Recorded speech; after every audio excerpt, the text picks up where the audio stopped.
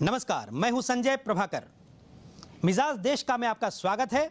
इस खास कार्यक्रम में हम आपको देश के अलग अलग जगहों में राजनीतिक माहौल कैसे हैं इससे रूबरू कराते हैं, अवगत कराते हैं। और आज हम हैं मुंबई में, जहां खास बात यह है कि आज हमारे साथ सिर्फ महिलाएं हैं।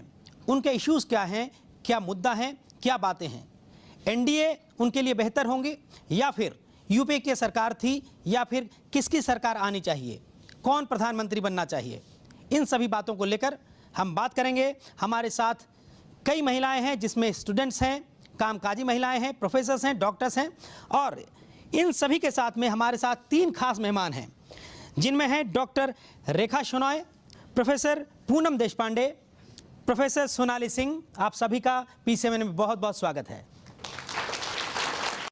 ये एक बड़ा मुद्दा बन सकता है इस चुनाव में।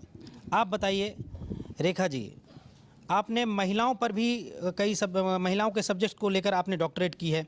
जो सबसे पहला सवाल उठा है शोषण को लेकर, तो क्या इस चुनाव में महिलाओं का शोषण एक मुद्दा रहेगा आपकी तरफ से? Yes, definitely, because women's health and safety are of prime importance for the progress of nation, and the barometer of progress of any nation will be decided by the progress of women.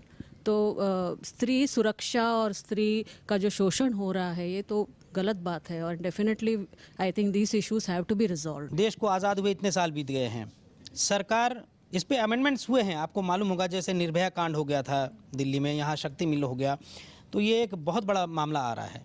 तो आप सरकार से क्या चाहते हैं? देखिए, सबसे पहले तो मेरा सरकार से ये सवाल है कि ऐसा हुआ ही क्यों रात को 9:30 बजे एक लड़की अपने आप को सेफ महसूस नहीं कर रही है, या फिर अगर शक्ति मिल वाला केस ले तो वो शाम को 6 बजे हुआ था। क्यों हमारे यहाँ पे जो रेपिस्ट हैं या जो लोग हैं, जो मेल हैं जो ये रेप करते हैं, क्यों उनके मन में कानून को लेके डर नहीं है? और ये कहीं ना कहीं इसलिए हो रहा है क्योंकि हमारी सरकार एक प्रॉपर कानून बनाने में या कानून व्यवस्था को क्रिएट करने में अनसक्सेसफुल रही है कम्प्लीटली। ये इस may be the because of भ्रष्टाचार, क्योंकि जो भ्रष्टाचार जो हुआ है कांग्रेस के राज में, उसने कहीं ना कहीं हमारी कानून व्यवस्था को भी खोखला किया है। तो मुझे लग रहा है कि महिलाओं को सुरक्षा प्रदान करने में तो हमारी ये गवर्नमेंट कम्प्लीटली फेल है। देखिए, आप जिस तरीके से दावा कर रही हैं और आरोप लगा रही हैं, क्या देखिए अब ये बातें उठ रही हैं, आप बताइए सोनाली जी, इनकी जो शिकायत है वो कैसे दूर होगी? मुझे ऐसा लगता है कि आने वाली जो सरकार है उनको महिलाओं के लिए एक स्पेशल बजट डिज़ाइन करना चाहिए, not only for loan for their home, बल्कि अगर कोई महिलाएं लघु उद्योग करना चाहें, ग्रामीण महिलाएं या शहरी महिलाएं, तो सरकार को कुछ ऐसी स्कीम्स या ऐसे बिल्स पास करने चाहिए जिससे कि जो ग्रामीण महिलाएं हैं या शहरी महिलाएं हैं वो अपना खुद के लघु उद्योग को शुरू कर सकें और अपने पैरों पे खुद खड़ी हो सके, इंडिपेंडेंट हो सके। ये देखिए, इस पर मैं फिर से बात करूंगा।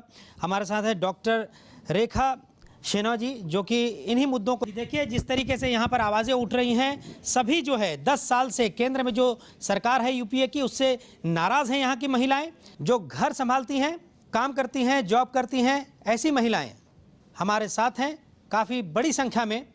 सभी नाराज़ हैं, ज़्यादातर लोग नाराज़ हैं। उनका कहना है कि 10 साल में यूपीए सरकार ने महिलाओं पर ध्यान नहीं दिया।